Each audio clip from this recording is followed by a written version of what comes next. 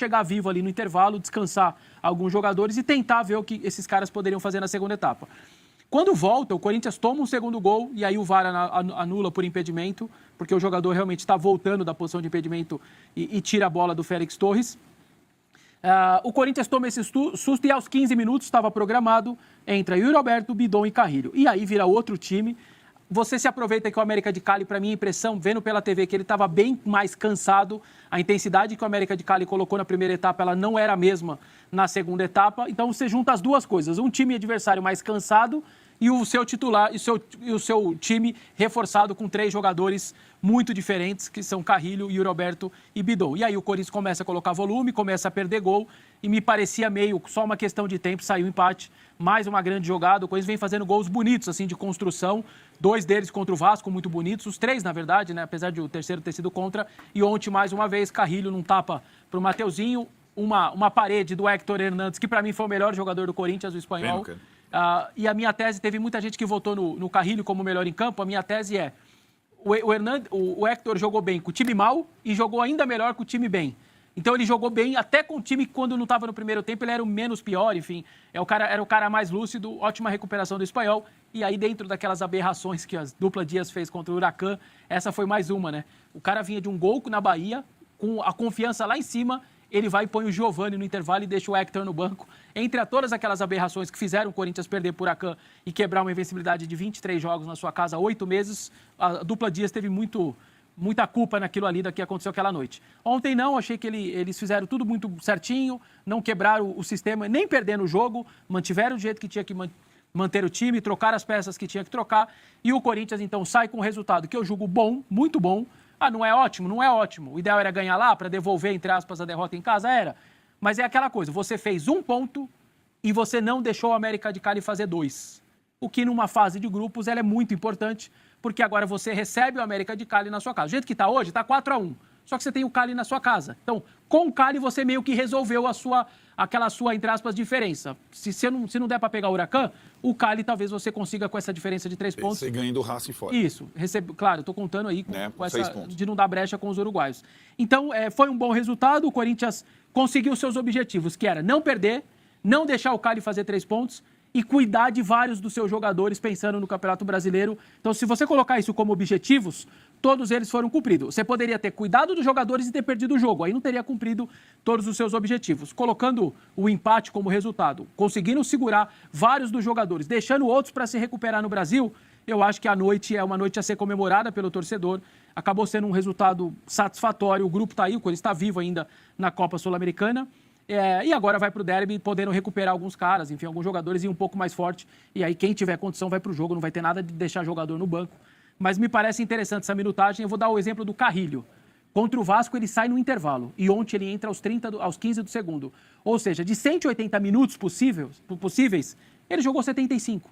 Então você está cuidando, você está conseguindo cuidar dos jogadores e o Carrilho está com um incômodo ali, que pode virar uma lesão. Então esse tipo de situação, acho que o Corinthians está administrando bem e ao menos está vivo ainda na Copa Sul-Americana. Muito bem, Márcio, você discorda, né, do que eu falei, o Vessone também, só que o Vessone fala, não, eu discordo, não tem nada a ver com o que eu falei, que o time de reserva é fraco, mas aí ele fala uma frase. Aí entram os titulares e vira outro time, que é mais ou menos o que eu falei. Não, é que, a meu ver, você pode ter razão na essência da sua frase, mas um elenco, um time reserva, não é para entrar inteiro todo jogo, né? Uma coisa é você tirar 2, 3 titulares e colocar os 2, 3 reservas. Outra coisa é tirar 5, 6, 7. Aí não vai ter time bom reserva. 8 ontem. Enfim, é duro, né? Para mim, já 5, 6 já é demais. 8, então, aí não vai ter time reserva que vai desenvolver no mesmo nível dos titulares. Não significa que eles tenham um nível tão abaixo para os titulares. No meio-campo não tem, o nível é bem parecido, por exemplo. Agora, claro, você perde os seus 2 armadores. E na zaga também, mesmo que seja nivelado por baixo. Né? O nível dos jogadores é muito parecido. Acho que o Félix Torres não está legalzinho. Mas ele é considerado um titular. Qual zagueiro do Corinthians é bom? Fala, pô, esse aqui é bom mesmo. Não, bom, fala um. mas eles são do mesmo nível. Pô, você tem 5 grossos, você não são grossos. O cara não é bom, mas é do mesmo nível. Né? Não, o que acontece é assim, entre o André Ramalho e o Félix Torres é pouca diferença. Entre o Bidu e o Angelelli é pouca diferença. Ok, mas... O Corinthians não tem um reserva. O elenco Não, mas são do mesmo nível. Ou seja, não do cai mesmo nível tanto. baixo. Não, depende. Médio, no meio de campo alto. Médio, não é baixo. Tô falando a Na zaga. média, não é baixo. O Eu Felix não Souza acho, fez eu outra discordo. lambança ontem. Ele fez, Só ele deu- não é- A origem só do deu gol é tudo culpa bem porque dele, tava né? impedido. Eu entendo. Não, e a Contra origem o Palmeiras, o cara quase enterra A o origem time. do gol é culpa Eu dele. Ele dá um entendo bico isso. pra cima, sai o lateral, bate no Acho chão. Bom, mas tudo bem, vocês podem achar o que vocês quiserem, isso é tudo na minha opinião, mas fala aí. Não, sua opinião é válida. Eu entendo o que você está falando, mas eu não acho abaixo da crítica zagueiros nota 4, nada disso. Zagueiro nota 5, quando estão muito bem, vão para 6,5. E depende muito do time. Como aconteceu no entendeu? Brasileiro, né? Com o André e o Gustavo isso. tava no nível Tava alto. ajustado. Tava bem Tava ajustadinho. ajustado. O Gustavo eu não acho o zagueiro ruim. Não é. Para mim é o melhor deles. Sim. Entendeu? O Choca é o melhor deles, mas já foi, né? Já queimaram o moleque aí. O cara Então, enterrou o time na Libertadores. exato, cometeu um erro, né? Ele é muito jovem, né, Tirani? Essas coisas acontecem. Se a gente for Não, rotular o jogador Não porque estou cometeu não um estou erro e não rotulando. presta, O aí... que eu tô falando é que eu acho o nível da zaga do Corinthians muito fraco. Eu não. Mas, enfim. Eu acho médio. Não acho espetacular, mas muito fraco eu acho um exagero. E acho que o América de Cali me lembrou muito a Colômbia dos anos 80, né? Facilidade para jogar com a bola no pé. Os caras têm um refinamento, um toque de bola muito legal, mas na hora de agrupar e falar marca, né? Dá até arrepios. Os caras têm todos uma espécie de guita no sangue, né? Para frente o tempo todo. E aí o resultado foi bom para o Corinthians. É óbvio que foi bom, entre aspas, se tivesse vencido o Huracan. Se o Corinthians tivesse 4 pontos hoje, a gente teria que estar realmente a classificação perto. Mas com este 1 ponto vai depender muito do que o Huracan vai fazer hoje.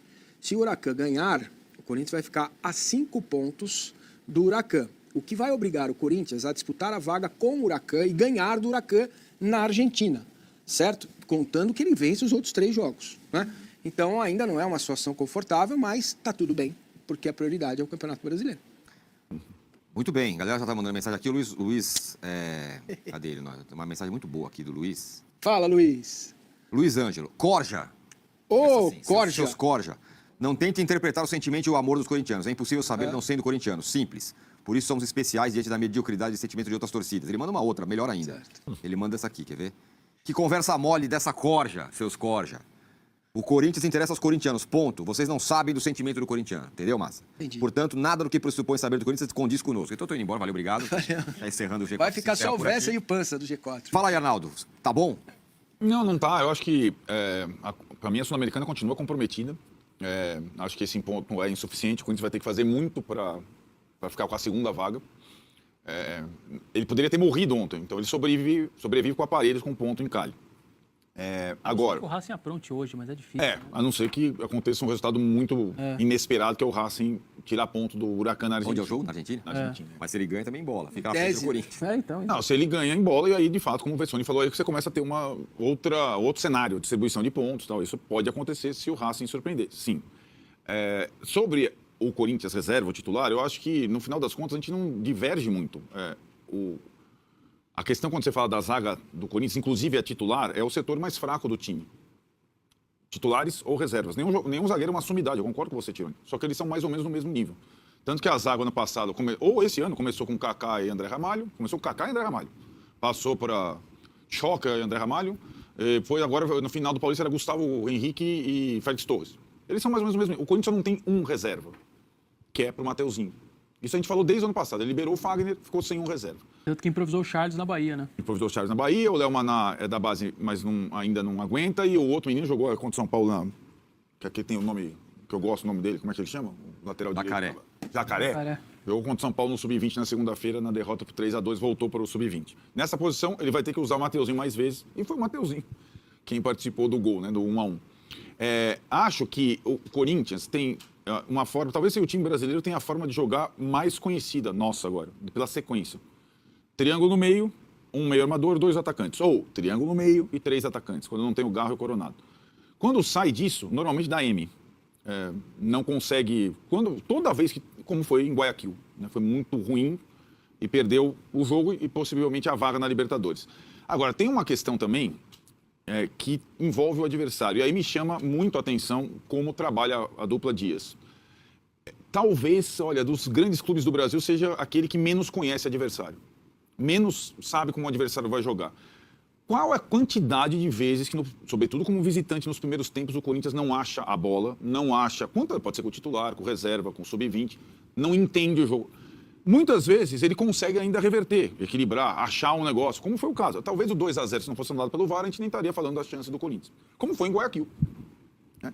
A quantidade de vezes que o Corinthians começa mal uma partida como visitante é impressionante com essa dupla. Mas o resultado final vai dando respaldo, alívio, álibi. Não é sempre assim, né? Acredito que no brasileiro seja diferente, né? Eles conheçam mais as equipes, já jogaram não sei quantas vezes. Vai jogar contra o Palmeiras. Não perderam do Palmeiras do Abel. Isso. Embora várias vezes que tenham começado mal o jogo contra o Palmeiras do Abel. Por exemplo, na fase de classificação do Paulista, lá no Allianz. Por exemplo... Ele tomou amasso no primeiro tempo. Por exemplo, na vitória, no Brasileirão, na Neoquímica Arena, no primeiro tempo, quando o Palmeiras teve 2, 3 chances e tal. Então, quase que é, nessas circunstâncias, como foi ontem, mais sorte do que juízo, né? Então, para analisar como o Corinthians se comporta, pontos positivos e pontos negativos, como qualquer time.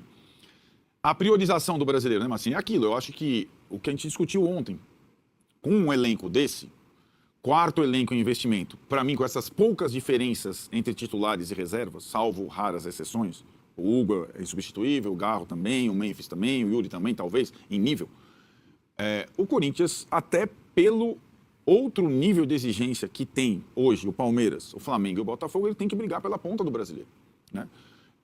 E agora ele não vai depois, essa é a cilada desse ponto, ele não vai poder simplesmente descartar a Sul-Americana como ele fez outras vezes.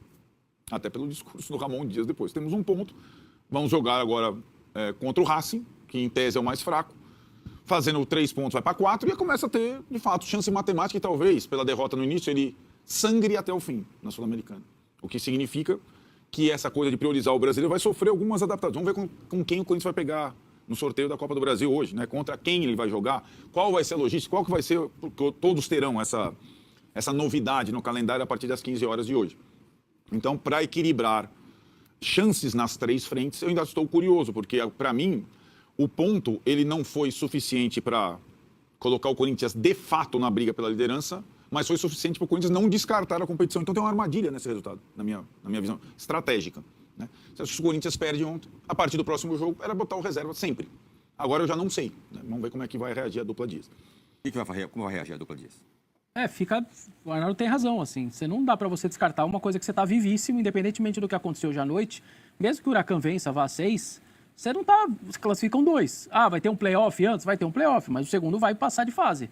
E aí você encara quem vier da Libertadores, então não dá para descartar. Ainda mais que você vai receber o América de Cali na sua casa. Colocou o Corinthians vivo, por isso que eu falei, ficou vivo esse resultado. Eu acho que ele vai seguir fazendo o seguinte, vai priorizando o brasileiro e quando chegar... Por exemplo, aqui, o próximo jogo do Corinthians, que é esse dia 24 de abril, é contra o Racing. O dia 19, no sábado, é o Sport. Só que aí ele pega o Flamengo no Maracanã no domingo. Então, o Sport para o Racing tá tudo bem. Sábado para quinta é mais do que suficiente. Só que de quinta para o Flamengo, tá curto. Aí você vai para o Maracanã como? Então, talvez aqui, mesmo em casa com o Racing, com a obrigação de ganhar... Isso é bem interessante, porque todo mundo vai ter que começar a fazer esse planejamento inclusive logístico. A viagem mais longa do Corinthians já foi. A do Palmeiras não ainda, foi uma. Na Libertadores vai ainda para La Paz. Aí depende do sorteio. Eu estou curioso para ver como cada time vai encarar essa próxima etapa da Copa do Brasil. Muitos times arriscam na primeira etapa da Copa do Brasil com os reservas. Mas vamos lá, não tem... O Vessone falou, se o Corinthians pegar o Ceará, se arriscar... corre bastante o risco de ser eliminado, né? Então, é um quebra-cabeça para todas as comissões técnicas que estão envolvidas. Tem time que não está em competição sul-americana, que não tem essa... É só o brasileiro e a Copa do Brasil, né? No caso do Santos, por exemplo, né? Não tem tanto o que pensar, né? Tem que ir com tudo. Mas essa situação aí, parecia que a gente falaria hoje um Corinthians já descartando a Sul-Americana e hoje esse ponto não me leva a essa conclusão. Acho que o Corinthians agora vai ter que pesar semana a semana o que fazer nas 3 frentes. O que você faria, Massa? Cara, eu acho que tem que esperar o resultado de hoje. Se o Huracan vencer, aí acho que... É complicado, né? Como é que diante de 40 mil pessoas você vai entrar numa competição e não jogar para valer, né? Ou colocar reserva. Você tem que estar... O Corinthians, já falei isso ontem, né? Tinha que estar vivo em todas as competições, tinha que estar pensando em tudo, mas neste momento no clube a ideia é de que você tem que priorizar o brasileiro. Então, diante desse quadro, não tendo vencido o jogo ontem, você tem que olhar para o Campeonato Brasileiro e para a Copa do Brasil. Na Sul-Americana, ver o que vai dar lá. De repente, ganha um jogo do Huracan fora, sabe? De repente, o América se complica aí na sequência, porque é um time bem vamos dizer assim, festeiro. Né? Faceiro. Faceiro, né? Para fazer gol, os caras criam, mas para defender é um terror. O ano passado, o Corinthians se virou bem, né? Porque ele estava completamente enrascado no Brasileiro.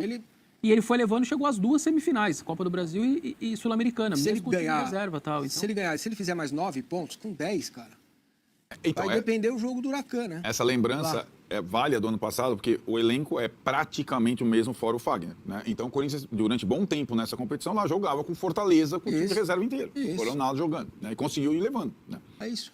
Ontem, Vessa,